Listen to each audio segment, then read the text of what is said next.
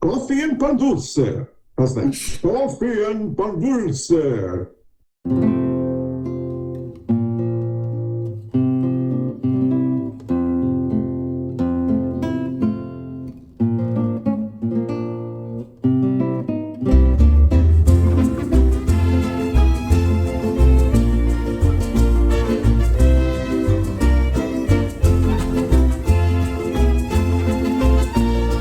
Barb Bacon, and I'm a community advocate here in South Charlotte. If I had my buttons on today, it would be, let's get some gun control. I'm tired of looking at the news and seeing this. Black Lives Matter in honor of our friend Joel. And let's have equal rights for everybody.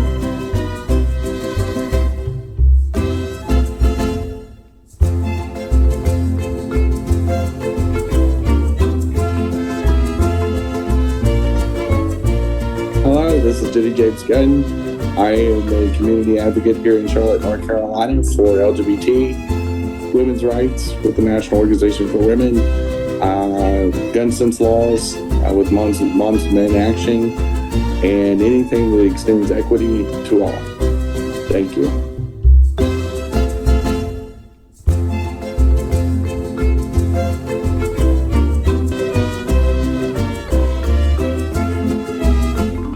I'm Christian Cano, you're the co-host. My buttons are Moms Men Action, Gun Sense Legislation, Healthcare for All, Medicare for All, and also in my heart, Black Lives Matter on behalf of Joe Oldham, who's a guest of ours who passed away last year.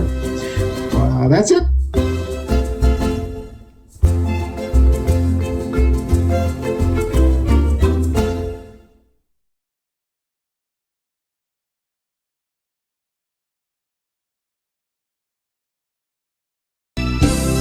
Good morning, everybody. It is Coffee and Pan Dulce time, and we're rocking it out here the second week in November already. Wow. And so it's kind of crazy.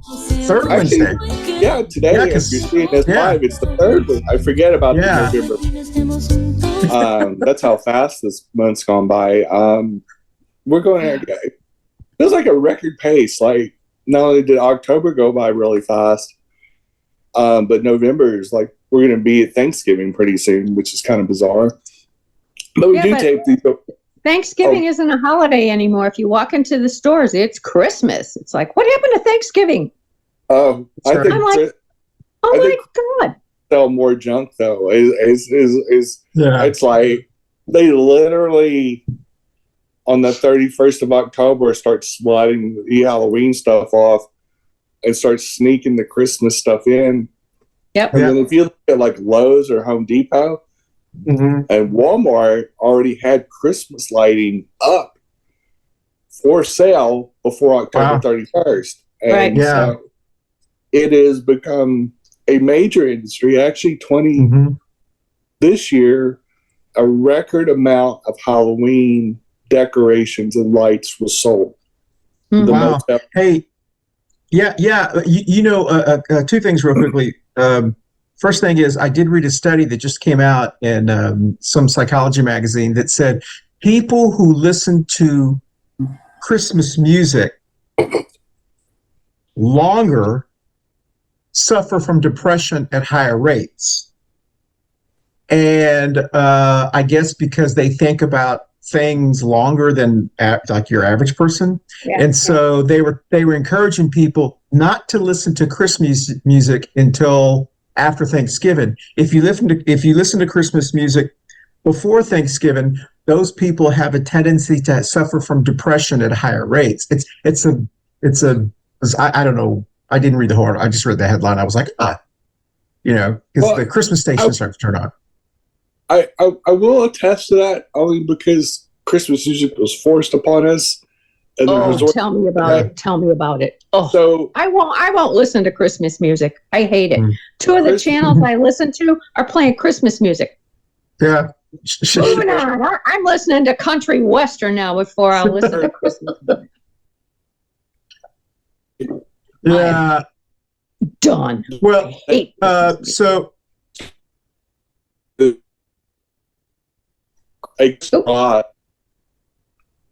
Uh-oh. Did we lose Christian? You're muted. You're still muted. There we go. Sorry about that. Yeah. All right. Let's go and start the show. I'll have to edit some of that out because we all froze, or at least I froze. Welcome, everyone, to Coffee Pan Dulce. I'm Christian Cano, one of your co-hosts, along with JD Gunn and Barb Bacon. It's great to have Barb back with us. We do want to thank those who join us on Facebook Live, but also those who join us on YouTube, and the thousands who listen to us on our favorite audio podcast platform. I want to thank Dr. B, who joined us on last week's show, or maybe 2 weeks ago, was taping his show about how to become anti-racist. Was very successful. We've had a lot of viewers and listeners. I was going to say, Jenny, I agree with you about it seems like things are going by faster. For us, for those who watch and listen to us, you may know by now that we actually tape our shows, record, we don't tape, we record our shows a week in advance. So when we're recording this show, it is technically the 8th, but we drop it on the 15th, which is when you're going to watch this one. So it feels like things are going by so much faster because we just taped the Veterans Day show, and now we're taping the show for the 15th, and the next week will be with the one for Thanksgiving, and it's like, oh my goodness, it feels like it's going by fast. I think it's because of the way we're taping them. Anyway, it does feel like it's going by fast, but it may just because we're getting older. I don't know. I just so all right. I just think there's just too much stuff going on. It's like no, exactly. So much stuff. And some of that stuff we're going to be talking about today. We're not going to be talking about our topic a lot today because there's so much more going on. I'm going to steal tons of stuff from Jenny's show. Jenny tapes her show before this one, which is why we were, from a recording standpoint, running just a little bit late because we kind of went over in hers. But today's topic is, are LatinX Evangelicals scamming immigrants, part 2. We did have a show on this last year about evangelicals, specifically Latinx evangelicals, Spanish evangelicals. And are they scamming immigrants? Because they recruit a lot of Spanish-speaking immigrants, many undocumented, who are here in the United States. They recruit them to their churches. But it didn't seem like when we did the show last year that they were doing anything to help them other than to recruit them to their churches. We don't see them marching in, migrant parades. We don't see them doing anything like that. They have radio stations. I've actually been on one of the radio stations here in Charlotte. Anyway, so we'll be talking about that. But before we do that, we're going to we're going to go, Freudian slip, we're going to go directly to Barb's current events.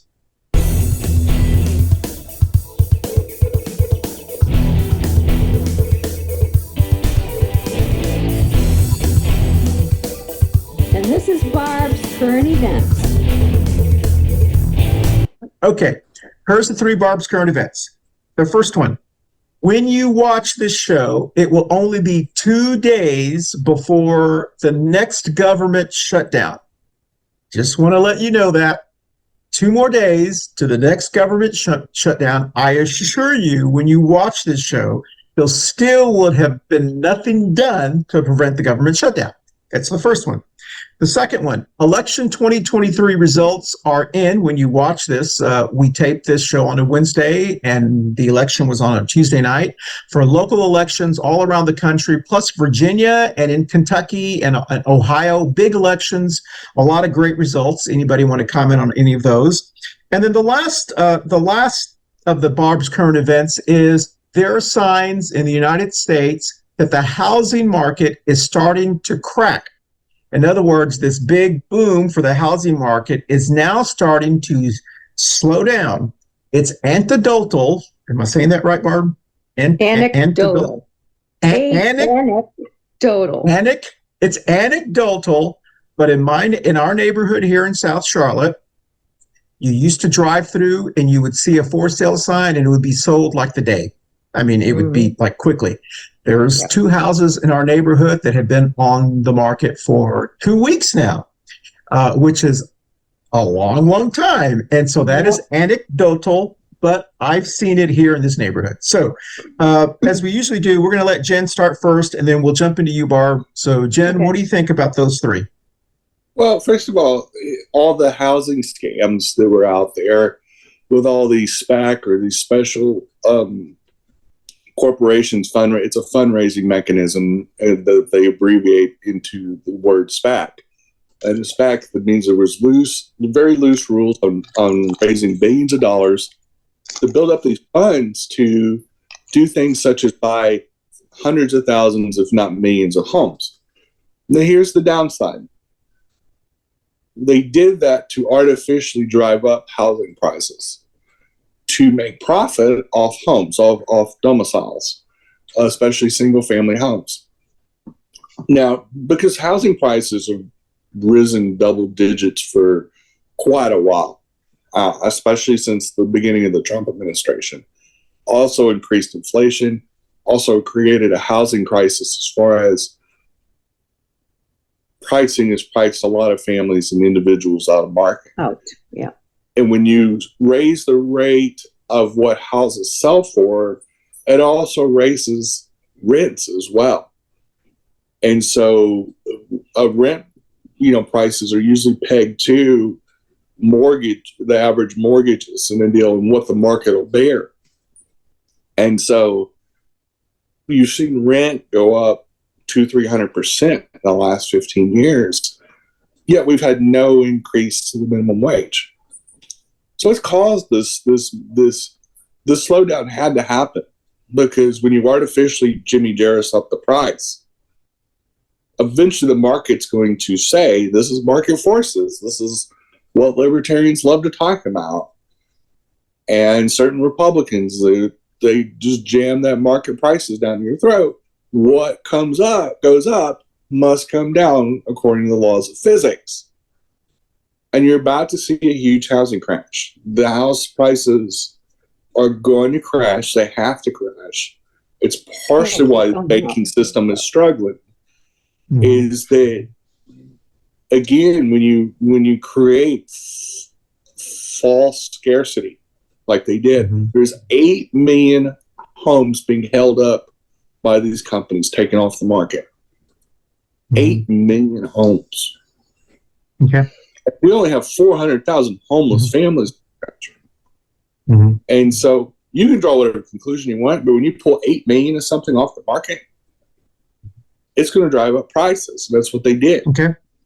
Well, talk to us about now when you see this, 2 days before the government shutdown and the 2023 election. I mean, 3 speakers, 1 interim and two regular speakers by the Republicans late. And we're now, by the time that the deadline hits again, we already have one on October 1st, which is what supposedly caused them to remove McCarthy. They did the right thing and kept the government open and make sure that all the paychecks go out, especially to our armed services and employees and everybody else that's getting a check from the government that would have not got the check had that thing mysteriously, the Congress exempts themselves from that shutdown rule. They get their paychecks no matter what. Yeah, they do. I find it interesting that we're now going to, when you're not going to pay people and pay your bills, like the government's refusing to do, or the Republicans are refusing to allow the government to do. So the money's already spent. How our budget's set up is that we do baseline budget. It means whatever was on the budget last year gets carried forward to the new budget. Yeah, it's a September 30th date, isn't it? Yeah. September 30th. They have to have it passed by midnight on September 30th. So October 1st, the new federal budget season begins. Like that's when we go on the clock till the next September. And we've run this way for a long time. And you would think with all the geniuses in the Republican Party, like MTG and Matt Gaetz and all these people that seem to know everything. Oh, you forgot Ted Cruz now, Jenny. Come on, he's a Rhodes Scholar. He's super genius like Wile E. Coyote. And how these chuckle fucks, knowing that's a major part of their job. 3 speakers at a Republican-controlled House can't get the budget to the finish line. I guess they can't take off their shoe. Hey, Jen, you're going way over on yours. How about the election 2023? Blue Wave. Okay. They grabbed them by the abortion, and they made issues that shouldn't have been the abortion. I like that one. I'm going to use that one. Grab them by the abortion. Women, overwhelmingly, especially young women, got registered, got their asses out there, and fucking put the slap down in a very conservative state like Ohio. Not only codified abortion by 61% to 39%, then also legalized weed in the same state. So a bunch of young women and probably a bunch of young men said, hey, we need to protect abortion. And by the way, we need some weed too. And said, well, let's come into 2023 like 20 some other states have legalized weed. Sure. But you see, and protect contraception too. Yes. Yeah, because if you had no idea they were going after that.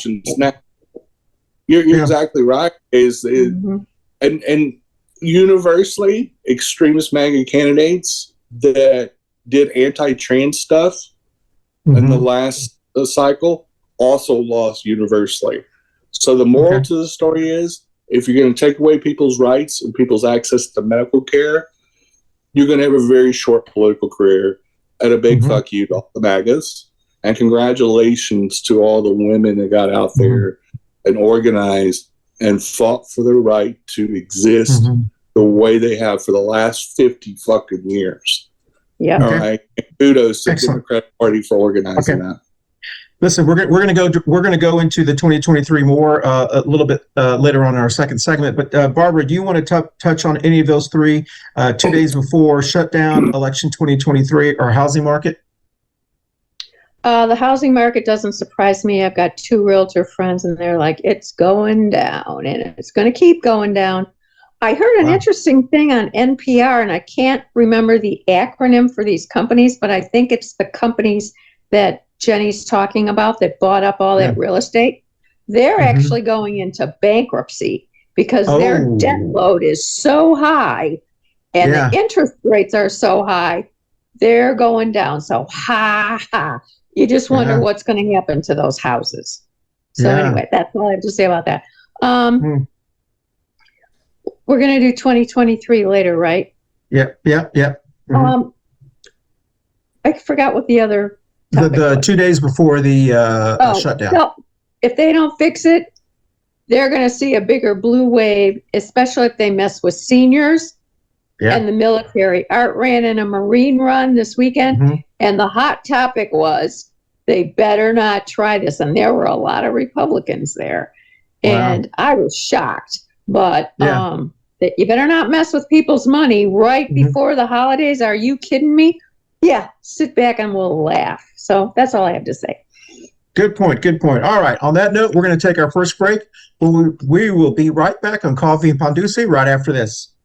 Hey, y'all. Thanks for watching and support our local Black and brown businesses, including our sponsor, Manolo Bakery. It has some fabulous pastries, food, cheesecakes, all kinds of specialty cakes, swallows, and much, much more. Some of the best food we eat in Charlotte, North Carolina. Again, Manolo's Bakery, right here in East Charlotte. Thanks for watching. Hey, y'all. Thanks for watching the Florida shows. They've been wildly successful. Obviously, it's a topic that you guys have enjoyed and wanted to know more of. And we like talking about the dumpster fire. They used to be the state of Florida, and we'll probably talk about it some more this summer. Thanks for watching, y'all. Bye, y'all. Thanks for watching. We have a great fall lineup, and we encourage you to tune in to many of our fabulous shows, like our DC Say show, and many more things in October and November as well. Thanks for watching, as always, and we'll see you next time. Bye, y'all. Hey, everyone. Thank you so much for watching our Coffee and Pan Dulce show every week. Don't forget, you can watch us visually on our video podcast platforms on Facebook and YouTube, but you can also listen to us on your favorite audio podcast platforms like Apple, Amazon, iHeartRadio, Spotify, and all of the other ones that your favorite, whatever your favorite is. Once again, thank you for watching us on Coffee and Pan Dulce. We'll dance out. Well, welcome back, everyone, to Coffee Pan Dulce, and thank you, Jenny. This is going to we're going to talk very, very briefly because we have a lot to talk about the 2023 elections. Actually, we're going to talk very briefly about y'all's thoughts about Latinx evangelicals or just evangelicals. Does it feel to y'all like to me? It's obvious that the reason we're talking about this because I kind of have this feeling that they're kind of taking advantage of the immigrants. I can tell you that the evangelical Spanish churches that I'm aware of here in Charlotte and in cities that I've lived in, they're the fastest growing segment of the evangelical community in America. White Christian evangelicals are shrinking because they're dying off. Right. And so their growth, if there's any, there's not a lot, but what's keeping them from dropping dramatically are the Spanish-speaking evangelicals are growing, and they have been doing a lot of missions to Central and South America, trying to recruit evangelicals, the churches, because they need to keep their numbers up, and that's just kind of what they do. But I never see them, since I have lived here in Charlotte, fighting for immigrant rights or undocumented rights or the ICE raids. I've never seen evangelical churches standing up for them. So that's kind of why I'm wondering, are they taking advantage of them? Because I never see them engage, where the Black churches are actually out there fighting for African-American Black rights. Yeah. I never see that. So I'm curious, Jenny, you've been around as much as I have in Charlotte and also around in Texas.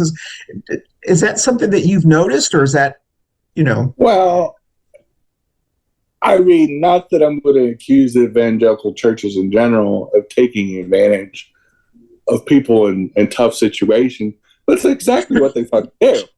Exactly. There's a reason why a lot of these evangelical holy rollers have drug rehab programs and different things like that, is that they go through the power of Jesus.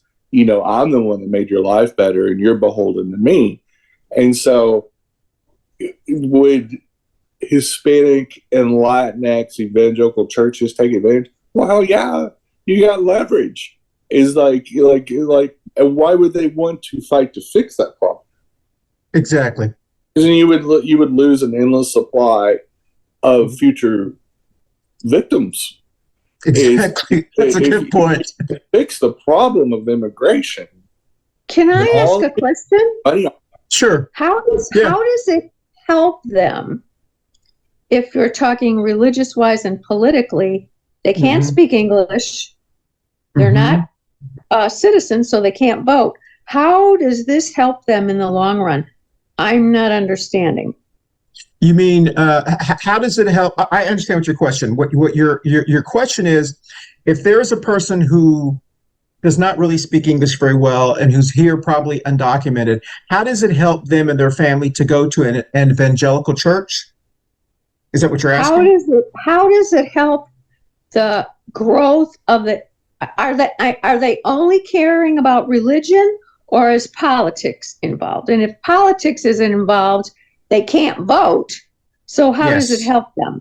So it helps. Am I connecting the wrong way here? No. I understand what you're saying. The reason it helps them is because every church needs donors to exist. Just like the Catholic they need Church, customers. They need customers. Okay. So all right. White evangelical churches, the numbers of evangelicals are dropping, and people who are going to church is just dropping. But white evangelical churches are dropping the fastest. And so you will see, you drive around any community, you will see a white evangelical church, and then you'll see a little sign that says Spanish services at 2:00 or Vietnamese services at 4:00. So they have their church, and then they have another one because they all have to they all have to give to the church. And so they are subsidizing a lot of these immigrant groups are subsidizing a lot of these churches because their traditional congregation, they don't have enough of them. So when you look around, you see a lot of evangelical churches that used to be, let's say, an Episcopal church, but now you read the church and it's like Jorge de los Soros. It's a Spanish name now. It's a Spanish evangelical church. And so that's it helps them because they are able to continue to operate. Okay. Is that right?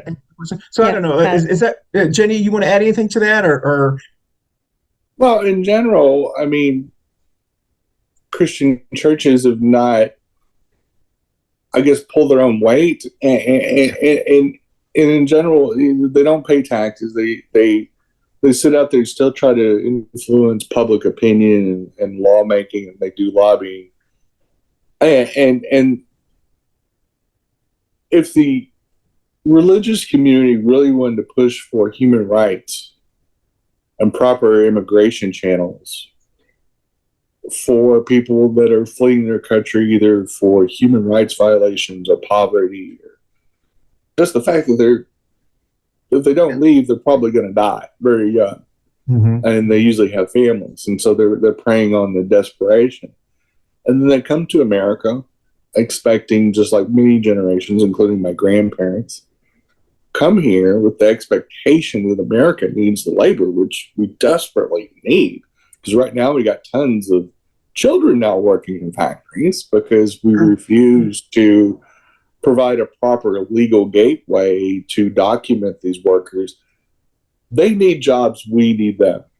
If we're going to grow manufacturing and maintain manufacturing with 330 million people living in this country, we're either going to have to change our conspicuous consumption, especially on animal products like pork and beef and all that. We're going to have to radically look at that differently and shut some of those factories down, and people are going to start going more vegetarian and vegan. Or we're going to have an employment base that is commensurate with the size of our country. And immigration is the natural support system that we've always had, and we've always depended on manufacturing of said products. Because the people that work at like Toyota plants and stuff like that, but we've got 10-year-olds and 12-year-olds getting injured in the factory doing adult jobs because we have such a jacked up wage imbalance in this country. We have a lot of problems that could be fixed with this changes. But yes, I think evangelical churches in general, and you could say Spanish-speaking churches included, take advantage of people that are being harmed by societal imbalance. And you see this, and they tend to promote that imbalance. They don't tend to fight against it, because that imbalance, whether it's large Catholic families, so they don't want them to contraception, so they have tons of babies, and so they're dependent on church services like child care and Catholic schools and things like that.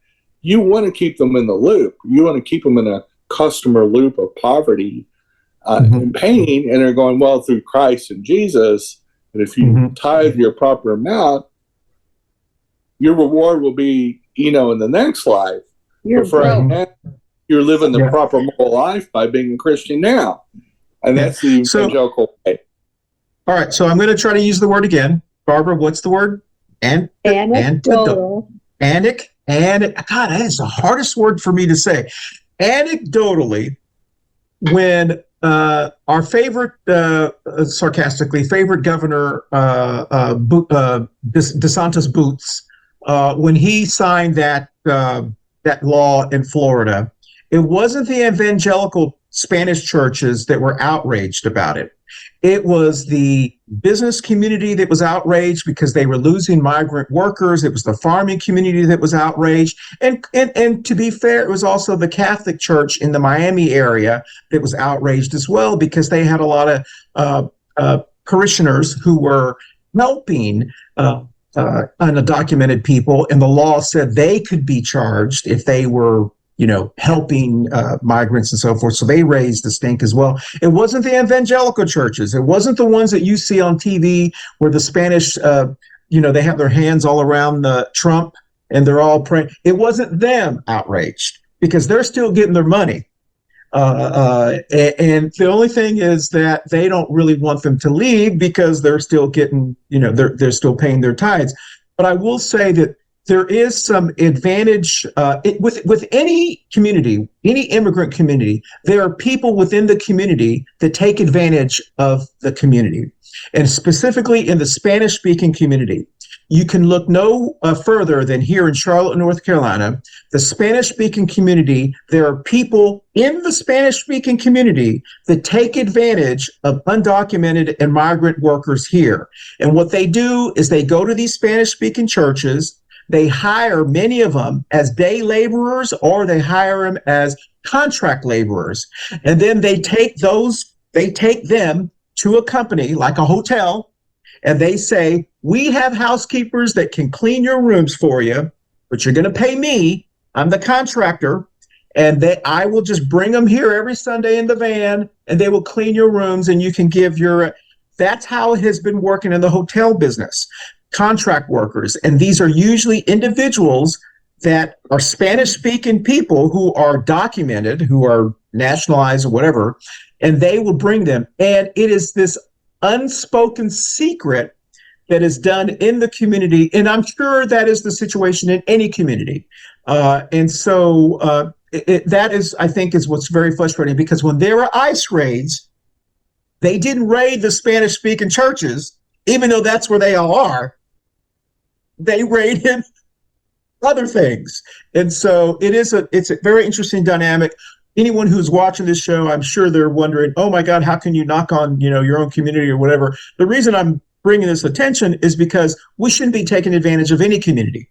There are people in the gay community that take advantage of other gay community. Every community has some unscrupulous individuals that take advantage of marginalized people within their community. And so we do have to highlight this, because you have to wonder, the people that are working in these pork factories in North Carolina and all around the country, the factories the farming factories, they get there because someone says to someone, I need some workers. Do you know 10 workers that we can bring to work here? And there's usually someone that says, I do, I'll take care of it. And then there's money given to them, and then they pay them as contract laborers. It's a very unfortunate, but that is the reality. And unfortunately, there are people desperate enough to do that because they think, oh, they're doing me a favor. Jenny, you sound like you want to say something. Well, it's not much different than illegal drugs. Exactly. And so when you create something or make something quote unquote illegal, sure, like labor or weed or something, the people are going to partake in. You ain't going to stop weed, just like alcohol prohibition failed.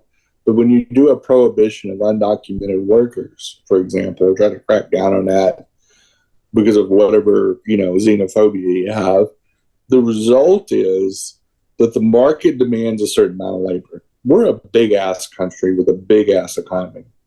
And you got to have labor as part of that, unless we want to import all of our food from other countries, which we don't really like to do that either. So we want America first, but then you got to have America policies that reflect that. And one of them is making sure that we have enough able-bodied adult workers so that we don't have to put poor families' kids, 10, 11, and 12-year-olds, and doing unsavory work like that and endangering little 13-year-olds getting their hands chopped off in pork factories. So we have to make a choice. Do we want to ruin the next generation of young American kids, putting them to work in there, or do we do the right thing, which is we have countries that are sending people our way because they can't make it economically or they can't get it together. We have an ample supply of seasonal migrant workers that will come here and work happily and not say a fucking thing. But there is programs we've had in our past that have been more effective, like the Migrant Worker Acts and things like that we've let lapse, that can not necessarily lead to a guaranteed citizenship, but can put them to work documented to where there's not as much fraud. Because when you operate off the books, that means somebody's going to figure out how to make money or skim money off people off the books. Why not be able to tax it, regulate it, make sure the safety standards are in place, making sure that that labor gets paid what they should be getting paid without a middleman, an illicit middleman, or as I like to call a pimp for other things. Yeah. And it's the same way with marijuana. One of the reasons states are legalizing marijuana, they know marijuana is going to get sold in their state. Sure. Every other pizza delivery driver is a weed dealer. Weed exists. We're not going to make weed go away. Allegedly. But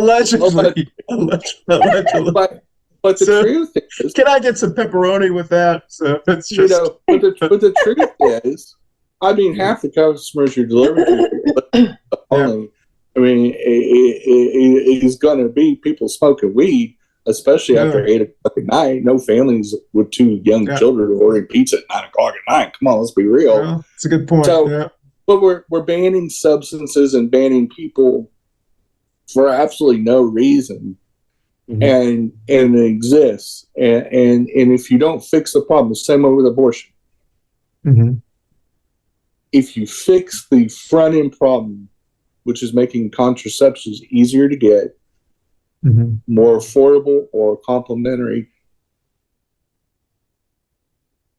care that goes around contraception, because it's also provided by the state.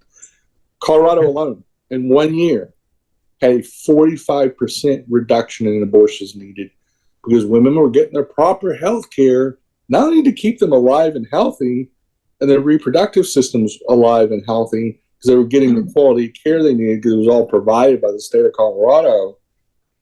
But even conservatives got the desired result of not having by having proper family planning with licensed healthcare professionals and not having to do an end around the system or a barrier of cost. Amazingly, the demand for abortions dropped because the women were getting contraceptives, getting education, getting access to pap smears, breast examinations, all the other things that come with that. It's amazing how much better the system works. And if you provide the proper gateways to being able to work in this country, when we need the labor, it seems like a win-win. The only people it is are grifters like churches and the middlemen and the pimps, so to speak, that are skipping off the system, is that you eliminate a black market for it. Okay. Hey, listen, we're up against our second break, and on our second segment, we're going to talk about the 2023 elections. So we will be right back on Coffee and Pan Dulce right after this.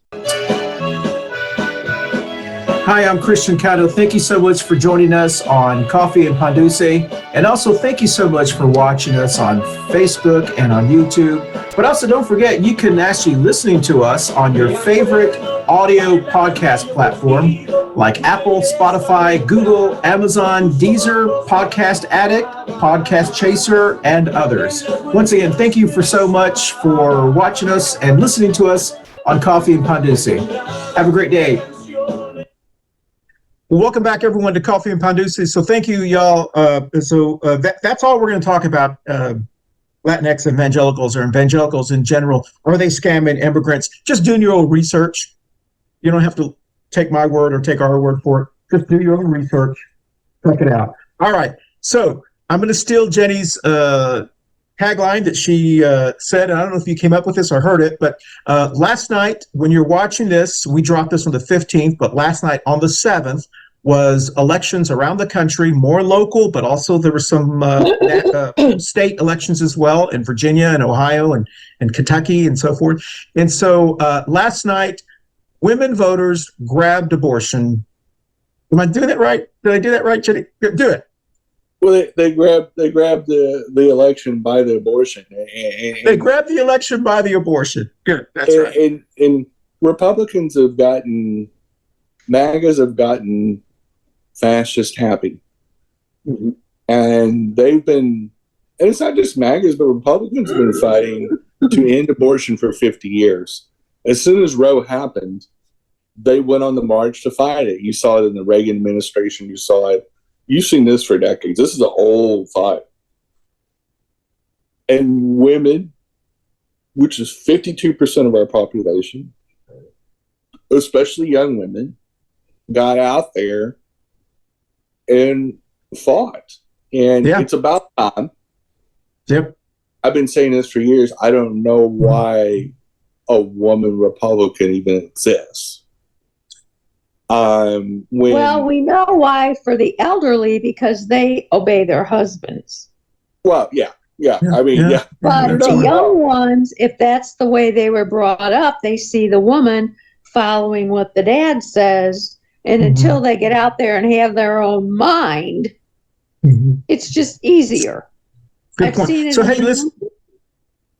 So we're going to, I just want to go over a couple of really quick nationwide elections. And then we're going to talk about the Charlotte local elections, which is where we actually live, all three of us right now. And we've actually had some of these candidates on our show throughout the couple of years.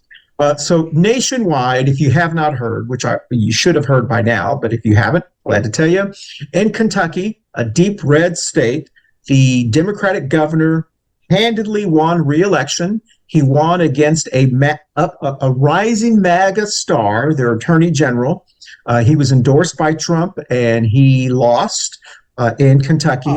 In Virginia, and this is the really big one, in Virginia, their current governor wanted to double down on abortion and was saying that if he gets the Senate, he will have them pass a 15-week abortion ban, and they were running on that. And as a result of that, the Democrats ran on that and said, see, this is how crazy the state's going to get if we let them take over. They kept the House. They gained one more seat in the House, and they retook the Senate, or maybe it's vice versa. Anyway, they have both chambers, which prevents their governor there, Youngkin or whatever his name is, from doing becoming like a DeSantis. They actually stopped it. In Ohio, as Jenny said on her show, but we'll just repeat on this show, the voters went out handedly, voted to put in their constitution to protect a women's right for healthcare choice, to have the ability to have an abortion. They also voted to legalize cannabis, like the 27th state, or I can't remember what it is. And so it was kind of a double doodad. And here in Charlotte, North Carolina, in New Jersey, they flipped one seat, the state house seat, to a Democrat, I believe, as well.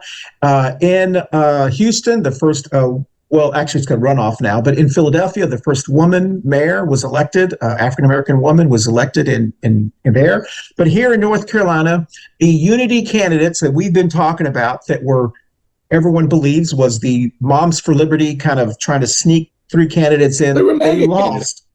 Yeah, the MAGA candidates. They lost here. The three candidates that were endorsed by the Democratic Party, but also by many of us as well, won. One of the candidates that was on our show that somehow has gone off the rails lost pretty big. I think Well, no, he's always been a wacko. I mean, yeah. here's the synopsis. If you want to be a bigot, don't run for office. If you want to be a dumbass, don't run for office. And Americans, whether it's North Carolina, Virginia, Ohio, or Kentucky, resoundingly said, we don't want fascism. We're going to hold the line of democracy. And they said, fuck you very much, but no thanks. This isn't Russia. This isn't shitwater Russia. We don't want another Putin. We don't want... We saw what Putin's doing in the Ukraine and the war crimes that are happening there. Fuck that shit. We don't want to become a developing nation. We want to protect our public schools. We don't want any bigotry in the public schools. We don't want to be ruled by a Bible or a theology. We resoundingly reject this theocratic, autocratic idiocy that the MAGAs and Moms for Liberty is trying to push. And we're not here for it. And the Mecklenburg County voter is a very intelligent, very educated voter. And they overwhelmingly rejected those jackasses because they're fucking jackasses. You don't want to put... Why would you put three candidates into an office? It's already a living, breathing mess. Why make it worse? Why would you put anti-public school people. Moms for Liberty is an anti-public school privatizing movement. Yep. Why would you put them candidates in charge of public schools? Yeah, that's a good point. Hey, Jenny, I want to bring Barbara in, and then I want to kind of talk about a couple things locally as well. So, Barbara, do you have any thoughts about last night's when you see this? It'll be a week, but I stayed up long enough to see what happened, and I'm like, thank God, and I went back to sleep. But I have a question for the two of you because you're more politically oriented than I am now. Jeff Jackson got gerrymandered out of his district by the Republicans. I do not understand, well, I do, but I don't, how the Republicans can keep doing this to districts. Then it gets protested.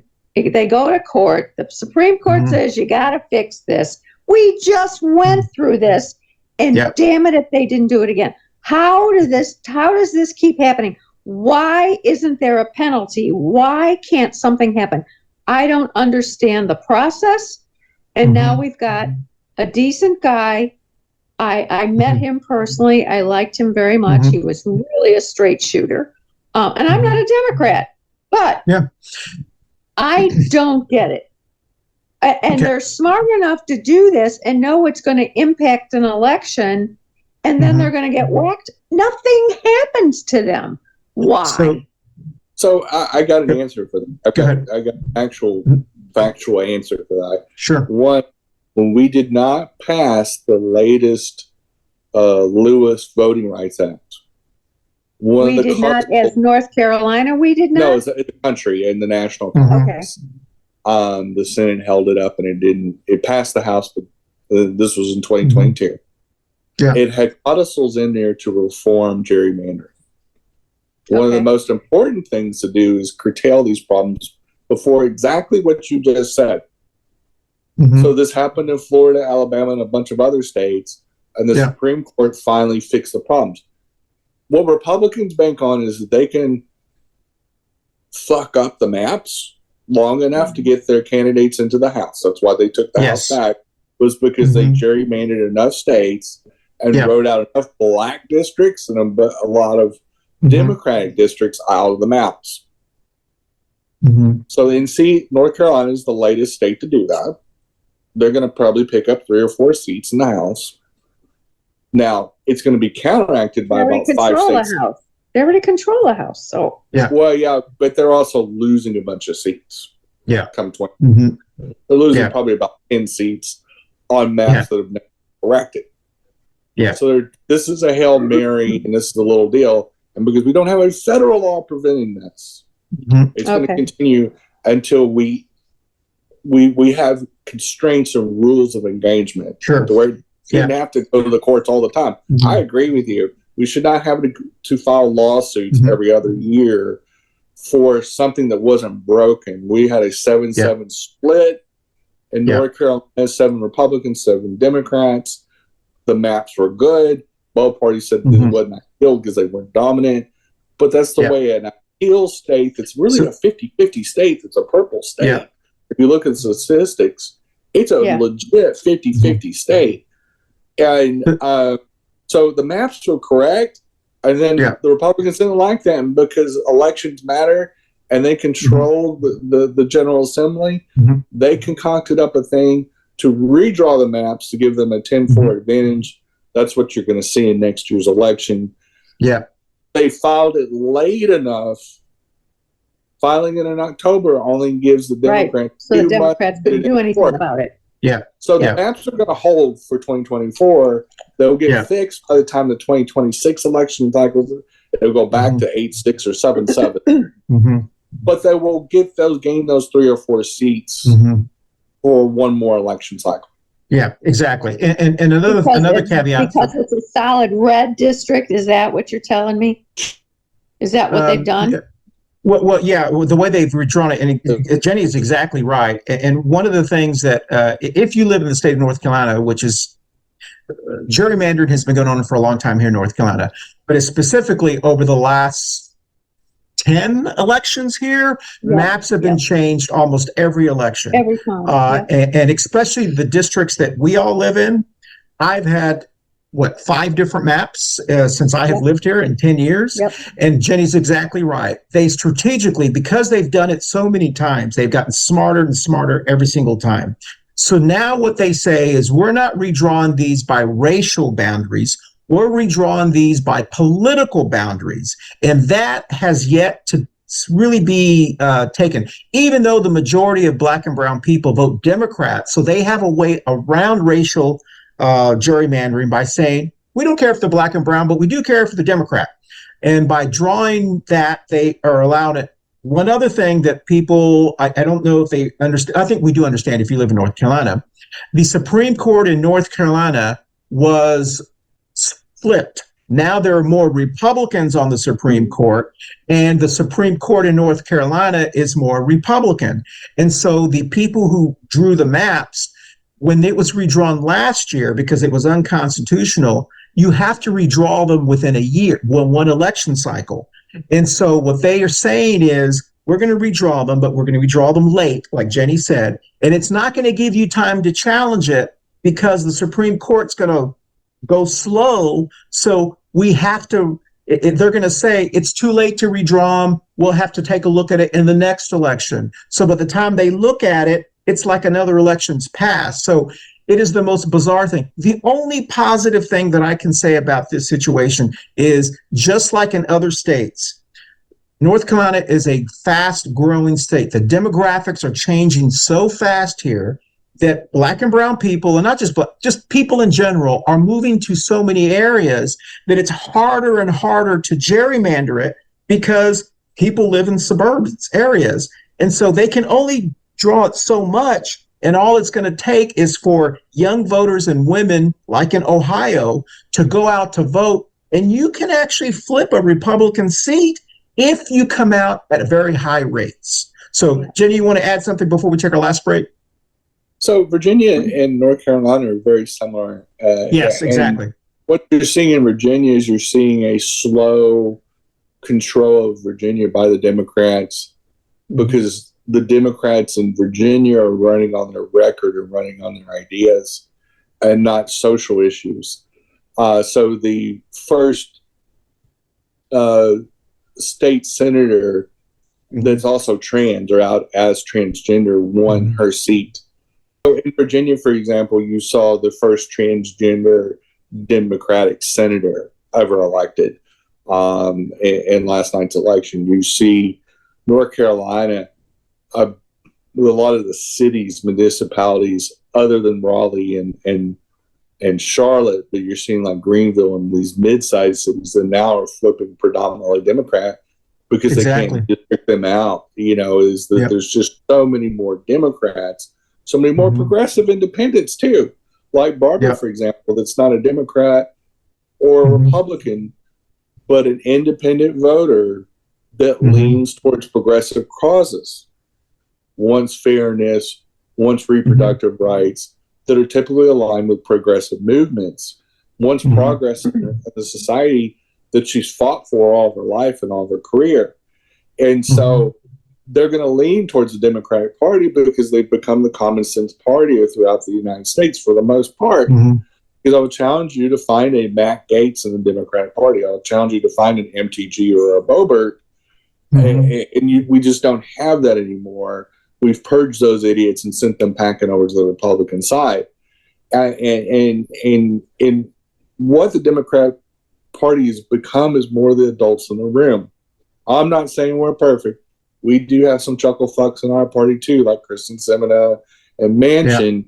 I just as soon see them retire out of politics. And I know for sure Semina's going to get retired, driven by Gallegos in Arizona, for example, that's going to primary her and win. He's way ahead of her in the polls. So this is her last run. This is her last hurrah, the senator from Arizona, for example. And you see the job Governor Cooper's done. He taught a master class on how to be governor. So if you like what you're hearing from Jenny, she does have a show that drops 30 minutes after this every Wednesday. It's called Two Queers in a Truck. Please join her show every Wednesday at 11:30. It's called Two Queers, and this last break, we'll be talking about her show. We'll be right back on Coffee and Pan Dulce right after this. Up next is Two Queers in a Truck with Jenny and Christian. And hope you guys tune in. We'll see you in about 15 to 20 minutes. Thank you. Bye. Hey guys, I've got a special product out, and we've got a store under the name blueappliedtech.com. And you can go on our Etsy store, you can go on our social media, and you can check out our merchandise. We have some amazing snowflake Trump mugshot ornaments. We have mugs, we have pillow covers. We have a lot of cute stuff for the holiday season that you can buy. And it's great fun, and it goes to a good cause. It goes to my company, and it's helping us out getting started.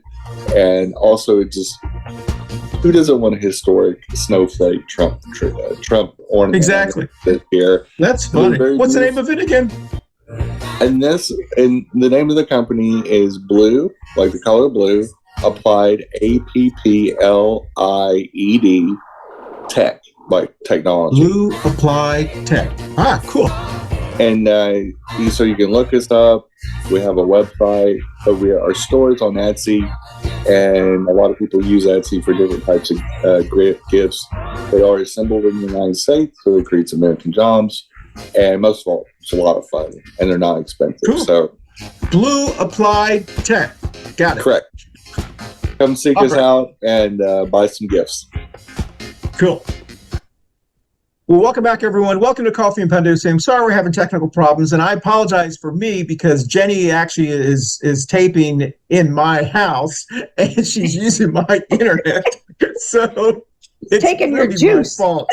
I used to be able to blame her because she would record at her place, but she came over here today, and anyway. All right, so here we go. Let's talk about Barbara. Before we talk about the local elections, real quickly, you have a question. I think that in the break you wanted to ask. I wanted to know both of your opinions on the latest Biden polls that are saying. He's too old. People are very nervous about it. In general, they will vote for him, but they don't like it, and they're really tired of two poor choices. Yeah. So good. Yeah. So Jenny, you respond within 30 seconds. Then I will. Then we'll go into locals. So go ahead, Jen. I'm not worried about it at all. It's not November 2024. It's 2023. It's just like a week ago, they were saying Republicans are just going to run, and MAGAs are just going to run roughshod over the Democrats. And it was quite the opposite. And in fact, they were saying the Democrats were going to use them universally because of Biden. Didn't happen because we're on the right side of the issues. If we run a policy-driven, track record-based campaign, which Biden can point to all the accomplishments of 2021 and 2022, and go, I might be old, but my entire staff is not 80 fucking years old. A presidency is not run by one man. Mm-hmm. And look at who I pointed to the Supreme Court, a black woman. Okay. Look at who I have on my team. It's the most diverse, most accomplished team ever in American history. Look how we kicked out for 2 years. And if you give me back the House, I'll take more naps. I'll let the young people run the country.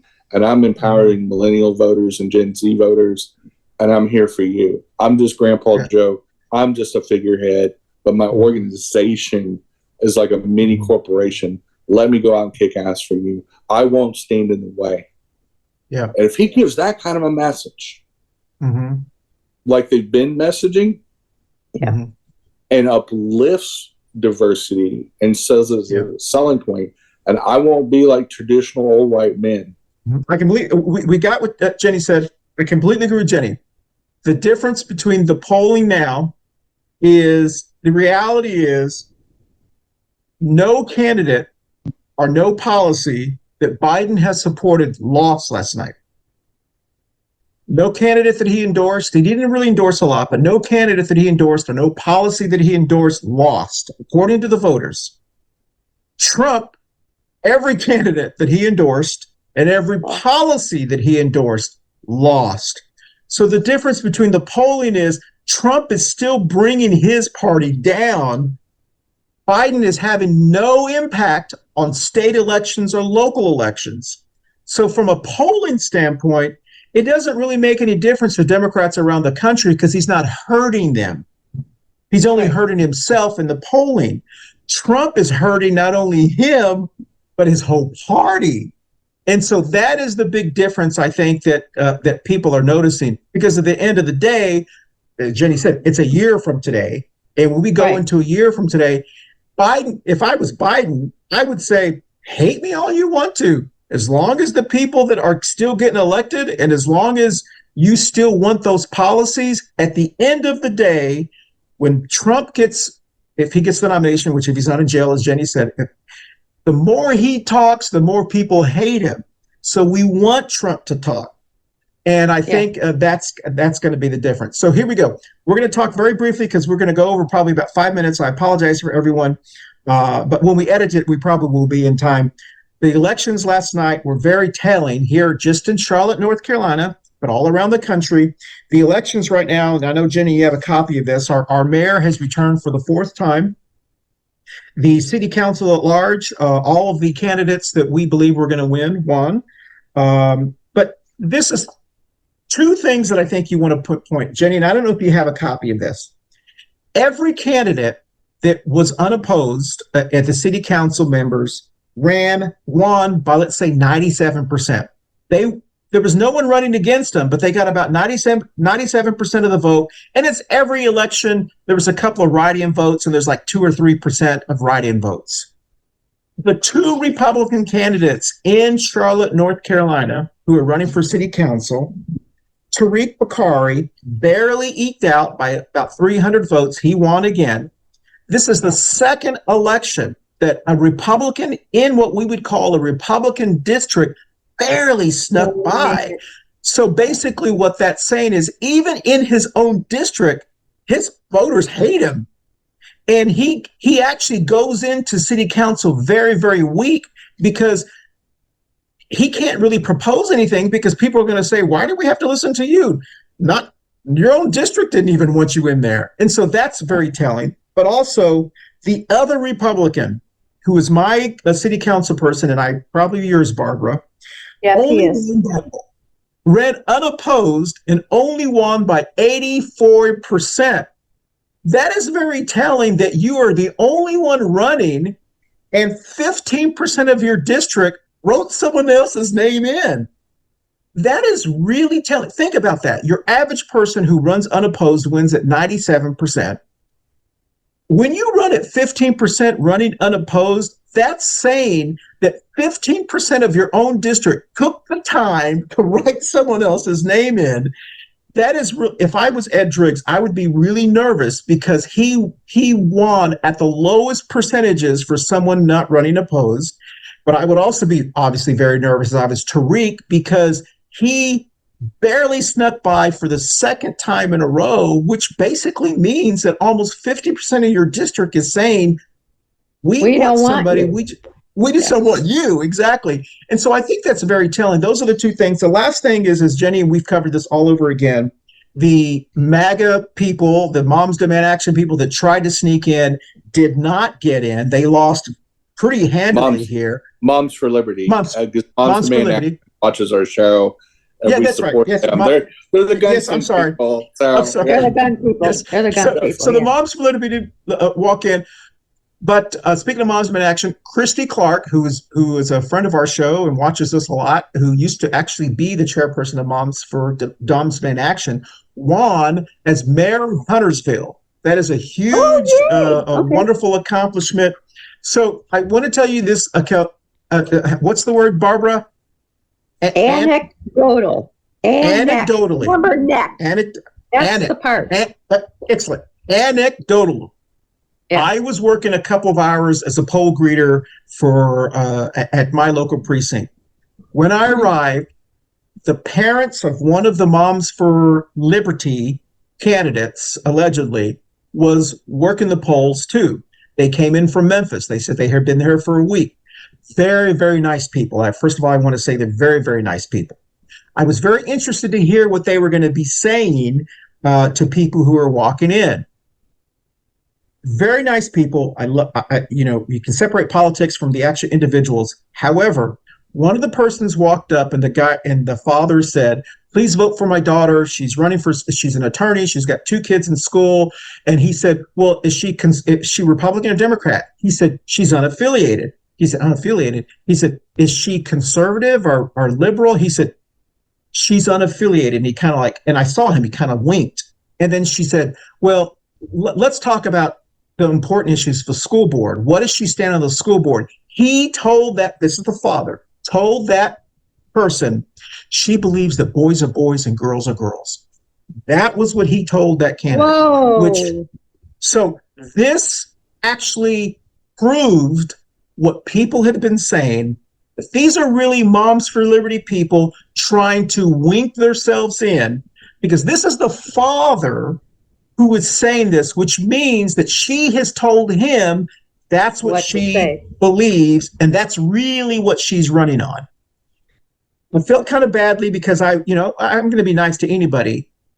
There was a lady who walked in and he told her, he said, "Please vote for so-and-so." She looked at the name, she looked at her card, and she realized that this is a Moms for Liberty people. And this mother with kids said, "Hell no." I was like, that's my neighborhood.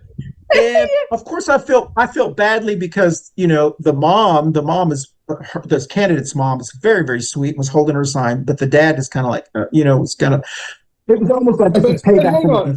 Hang on a second. Bullshit. He's being a white Republican. Sorry.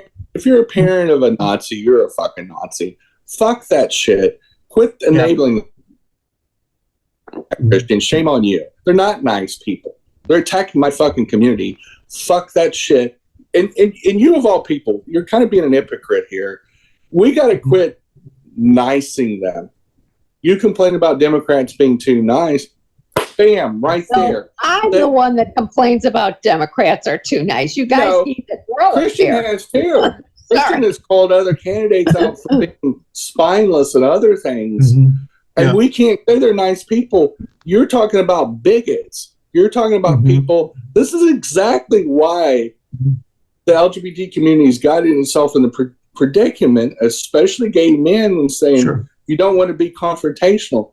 No, you're a fucking asshole. The moment if I'd have been there and I'd have heard him saying that, I'd say, fuck you, dude.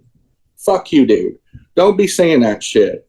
And that's exactly, and I would be saying, now, his daughter is a Moms for Liberty candidate. Yeah. Let's just call it out for what it is. Yeah. It needs to be said. It needs to be addressed, or we're going to lose public schools. Because the next time around, when we look the other way, when Nazis are putting people in fucking rail cars and sending them down the line, what are you going to do then? And this is the issue the Democrats have, is trying to say, well, they're good people. Just like Trump with the anti-Jewish terrorists that were protesting in 2017 and saying the Jews aren't going to take us over, and spouting on his name, but they were very good people, both sides. No, they're fucking Nazis. Call a Nazi a fucking Nazi. Call them a fucking fascist. If you want to say it, you run on it. You run on it. If you have values and you're a good person, then you run on being a good bigot. So then, okay. Well, then my question to you, Jenny, and I appreciate your feedback. I understand what you're saying. My question to you is, how do you ever think that as a country and as a neighborhood, we're ever going to get along if we all do that? Then okay. When people say xenophobic things about Hispanic or Latinx people coming to this country, is it okay for them to go ahead and spell out racism? Is it okay? It's a yes or a no. You're either anti-racist or you're not. Sure. And if you're either anti-trans and transphobic or you're not. And by allowing the transphobia to exist, they're the ones that need to do the healing.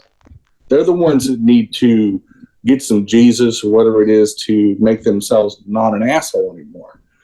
And it's not up to me to sit there and go hide in a corner and allow transphobia and bigotry to be the common word of the day, or to say, well, they're nice people, but they just want to have me eradicated, or deny me the access to medication, or they're nice people, but they want to end abortion. Oh, you're a fucking asshole. Call them a fucking asshole. Listen, these aren't middle of the ground issues, my friend. I love you. But can I just interject something here? Sure. We have this in my family, and I'm going to pull the oldest in the family card again and say, and I'm doing it here in the neighborhood because I'm tired of us not getting along. Sure. When you're in that situation, you don't need to get in their face. You just say, I don't believe that either. I'm sorry. I don't agree with you, and I don't want to have this conversation. Let's move on and talk about something else, and try to find something that might be middle ground. Compliment the kid's outfitter. Do something else to detract and move on, because you're never going to change either mind. Make it less uncomfortable. If the other person is the slightest bit amenable, they will do that. They might just shut up and not talk anymore, but you're not arguing and you're not being confrontational. They know where you stand. They know where each other stands. Everybody else around you probably goes, oh, nobody likes that, but this is where we are. And if the Trumpers and the MAGAs don't realize they're pushing themselves into corners, we're not doing it. I can be extremely confrontational. I'm tired of doing that. I'm sick of this. And I just want to be calmer and get along. That's what I say. I think there is a time and a place. Family reunions, backyard barbecues, pool parties. Absolutely. I don't need to be a social justice warrior at personal event. But at the point of political discourse, absolutely lie. You do not pacify people that are wanting to basically enter democracy. And that's exactly what I agree. Liberty. Let them have it. Because in that political situation, you don't let somebody soft pedal their Nazi daughter. And I'm not just picking on you, and I appreciate your honesty and your disclosure of saying that was a situation, and I'm saying this in general. I'm saying this that we have to kudos to the Democrat Party when they vetted who they were going to endorse for the school board. The three people they endorsed, one of the reasons they endorsed these three people is that all three of the candidates were going to protect LGBT kids and not forcibly out them, which is a big talking point for Moms for Liberty. And they couldn't get the reason Shemaiah Haynes did not get the endorsement. The one holdout deal was that Shemaiah was soft on that. And they've made up this fake parents' rights bullshit to basically fascist out kids. And you look at last night's election, every candidate, every Republican MAGA candidate that was anti-trans lost. America over and over again. Hang on a second. No. You hang on. I've listened to you for a long time. One of the challenges that I have is that I am not a confrontational person in public. I don't see that changing. I'm not the type of person that's going to be confrontational. I don't see if the expectation for me, and I'm sure probably for many people who volunteer for whatever they volunteer for, if the expectation is that I am expected to be confrontational or to be the opposite of someone who is like that, if that is the expectation, then I just won't volunteer. because I'm not going to put myself in a confrontational. There are some people that maybe feel comfortable in doing something like that. But if that is the expectation, then we are going to see less volunteers for people like me, because I fight other ways. I do this show. I support other candidates. I fight other ways. So someone who's non-confrontational, that's not something that I'm ever going to do, because that's just not who I am. But you're using verbiage on the show because you're not at the polling place when we're doing this show. Yes. And you're still calling nice people. Yes. When they're not on the show, there isn't an opportunity. So, yeah, I don't expect you to not be you at the polling place. Sure. But you're being a little dishonest by calling them nice people and then saying, I'm asking you to confront people. No, I'm saying on this show, on this safe cocoon. I see what you mean. I see what you mean. You're using language. Yeah. You're trying to make Nazis into nice people. They're not fucking nice people. They came all the way over here to help a Nazi win control of the fucking school. That's a problem. I see exactly what you're saying, but please understand that is. I know we've gone off course, but I know you're going to confront. Yeah. That is a. I have a question. Sure. Christian, if that man was hesitant and was listening more to that father, if you felt that he might vote for her, would you have walked up to that man and said anything to him? That's not confrontational. Would you have done that? What I did was I handed him the blue ballot. Basically, when he left that person, I said, "Sir, can I hand you a blue ballot?" And he said, he took it, and I said, "I just want to let you know that the school board candidates are also on this blue ballot." And that's how I left it. I didn't say, "Oh, don't vote for her," or anything like that, because that's not how. First of all, that would not be a good reflection of the party. Go up to him and get. That's not confrontational. That's trying to make sure that person doesn't get elected. No. That's what I would normally do. No. But I understand what Jenny is saying, and Jenny has an excellent point, Jenny. But this has to do with deprogramming me. It is a natural reaction, and I don't know why. Because we had the show with Dr. B a couple of weeks ago about being an anti-racist. It is a natural reaction. Maybe it's upbringing. I don't know what it is. It's a natural reaction to soften my criticism of someone by saying they're nice people, because that's just how I was taught. You understand what I'm saying? So when I'm saying, I just want to go on the record as saying I can separate politics from the actual people. Sure. I was brought up to believe there are people that can be evil, but they're still people.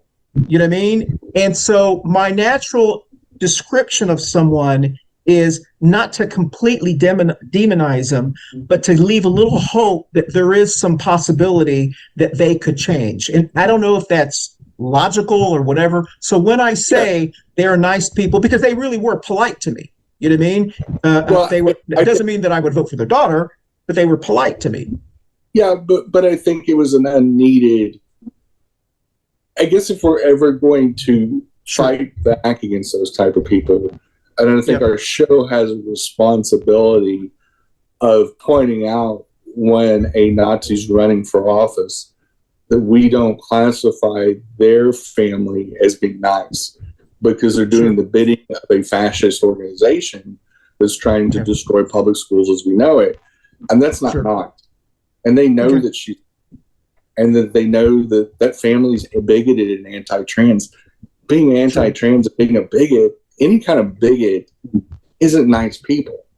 And I get it. That makes sense. My request is that when we use those softening or humanizing statements in this arena, use whatever language you want, but don't be mad when I protest the language, because just like Barbara spoke up a few months ago, doing a shout out toward young women saying, you better fight for your rights. Barbara was completely and 100% correct. Mm-hmm. It is that our generation, Barbara and I's generation, our generation, women, whether they're trans women or cis women, need to remind younger women that look up to us and say, hey, we were on the front lines when we were young.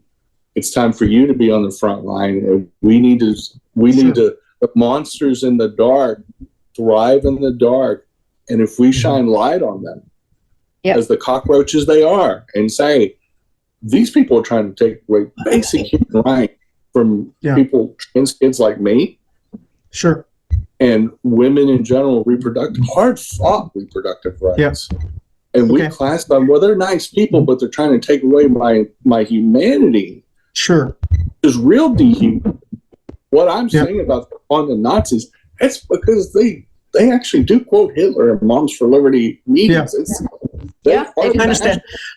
No, I understand what you're saying. I understand what you're saying, Jenny. I'm just being immaculate with my values lining up with what I say.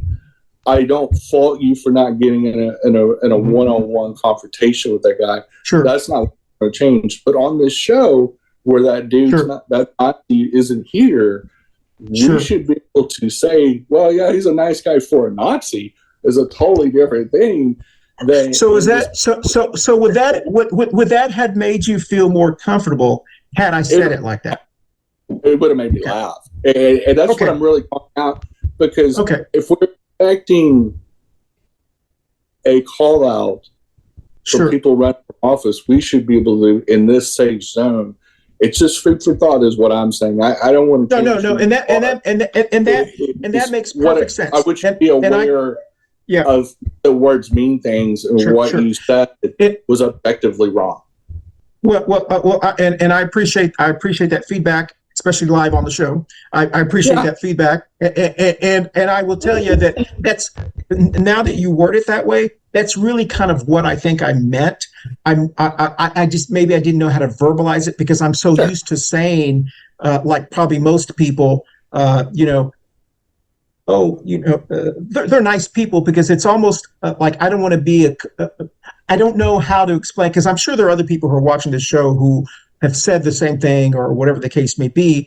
And it may have to do with, we just have not been taught, or we have not been how to say those things without it coming across meaning one way. Because I agree with you. I do not believe what they were saying and what they were doing was appropriate. I agree with you.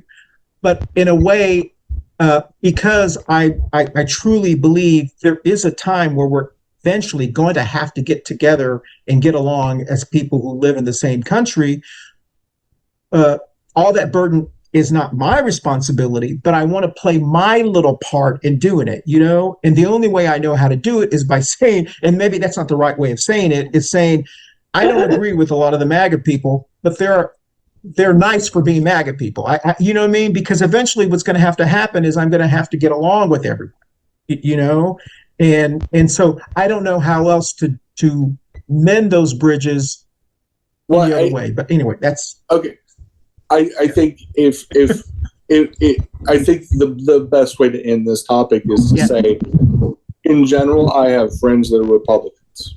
Sure, me too. I'm not going to say every Republican voter is a dickhead. Yeah, but I can say specific people are dicks, like in Patrick, for instance, or weirdo Dan Bishop or somebody like that. Like if it's a Moms for Liberty candidate. I'm able to call them a Nazi, and I'm not saying all Republicans are Nazis. They just have a tremendous Nazi candidates in their party.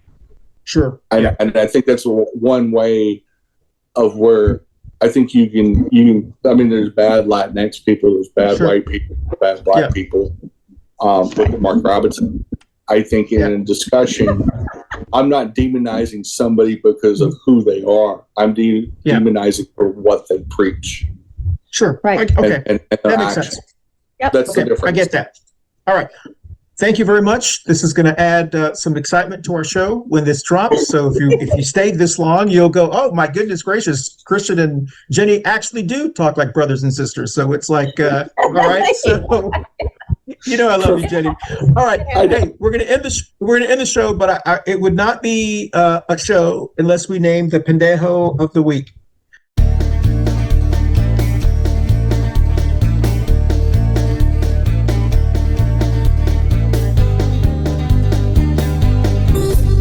and this is the Pendejo Chronicles.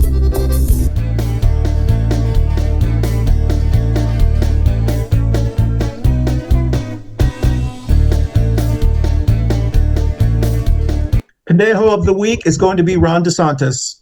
He is still fighting the rumors and the real factual rumors that he's wearing lifts in his boots. They Politico, or one of the newspapers, actually had 3 boot makers look at his boots, and they all swore, 2 of them were for Texas boot makers, and said it's obvious that he's got lifts in the boots because of the way the heel was cut and the way it's arched like that. And he's still swearing.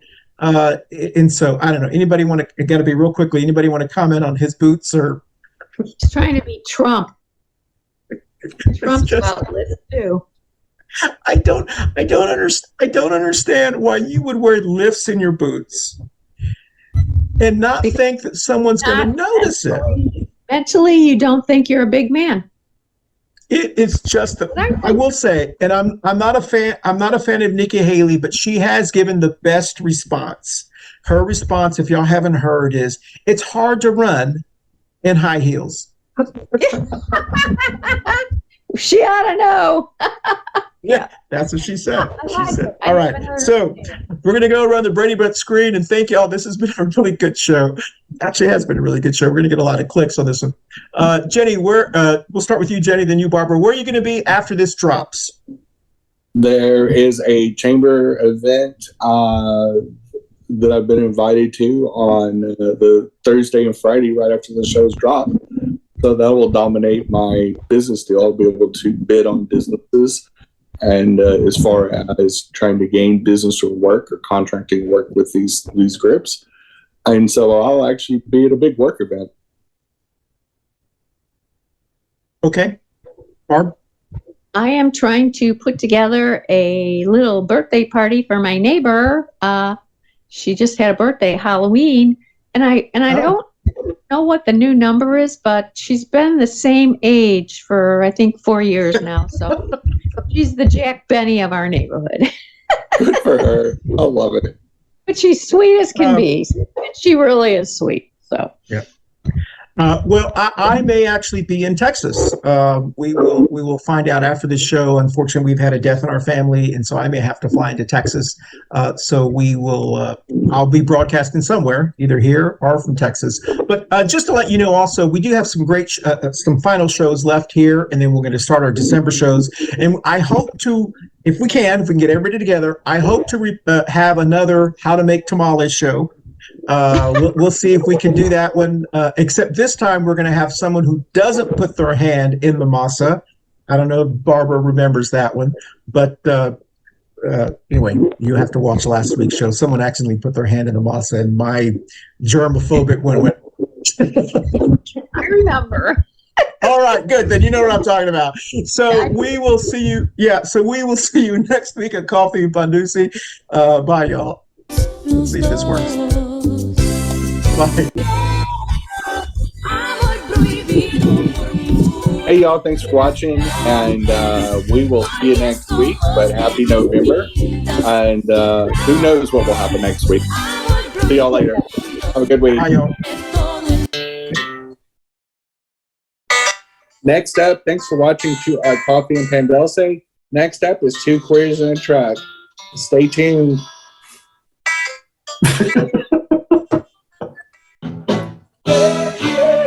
Hey, I'm Christian Cano. I wanted to thank you so much for watching our Coffee and Pan Dulce shows. I also want to thank you so much for watching us on our video podcast, which is on Facebook and YouTube, but also for listening to us on our audio podcast shows on your favorite audio podcast platform like Apple, Spotify, Google, Amazon, Deezer, Podcast Addict, Podcast Chaser, and many more. Once again, thanks for watching us and listening to us on Coffee and Pan Dulce.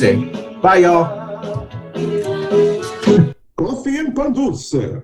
How's that? Coffee and Pan Dulce. You sounded like a telenova. I mean, I'm trying to. All I have to say is go. Yes. As a non-Spanish speaker.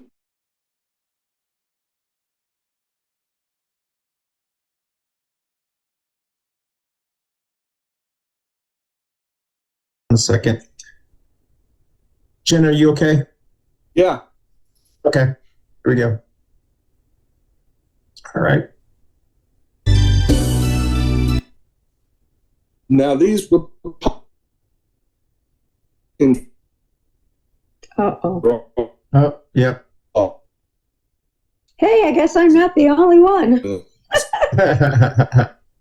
Hey, Jen, Not funny, it's you really annoying. Yeah. Jen, sorry about that. I'm gonna pause a little bit. Hold on, Like Jen. it was the year before with a slight adjustment for budget. It's not that hard. Hey, Jen, did you check to see if you're on our internet or are you on yours? Yeah. Because I'm on okay. Street Light. Can you? Well, you can't now. I was going to say maybe you can switch to guest because you're freezing. No, I'm on guest. I'm sorry. I'm on. Okay. Candace All right. guest. Good. Okay. All right. That's fine. That's good. I can edit. You're not freezing a lot. You're just like every once in a while, and I can edit that out. So, Okay. all right. Here we go. We're going to come back. Oh. Yep. All right. Okay. For educators, so somebody from Salvador that has none of that is going to need to work in the more manual side of manufacturing. Mm-hmm. I like that. I wrote it down, Jenny. I like that. I'm kind of paraphrasing it, but women voters grabbed abortion by the balls last night in the election. I like that one. I just said grab them by the abortion because, I mean... women voters grabbed them by the abortion. Yeah, okay. I like that one. That's All right. I'm going to use that one. Here we go. We're coming back. Hey,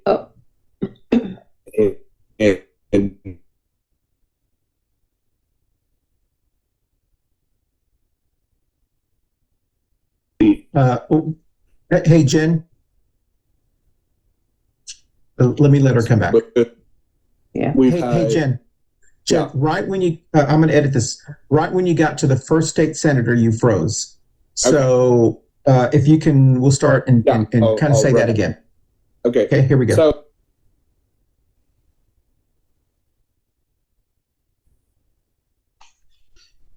all right.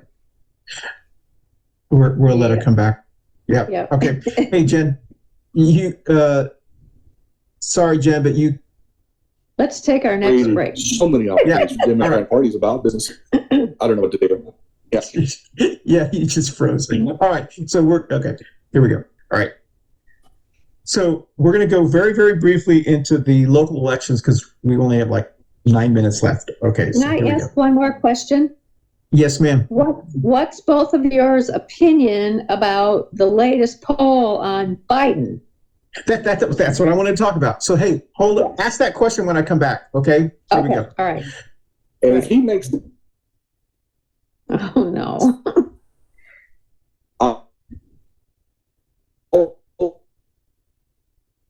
Yeah.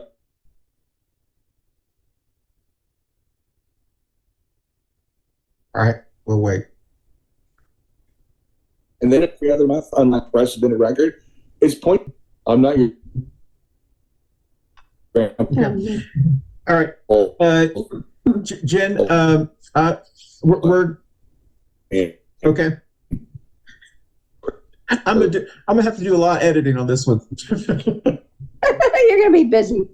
Well, what's your opinion? What's your opinion, Kristen? Yeah. Okay. Pretend I have the whistle. Tweet. Yeah. Kristen's all right, turn. Jen. I'm gonna. You stopped. You froze. Three-fourths all the way through. So, Coffee and Pan Dulce. How's that? Coffee and Pan Dulce.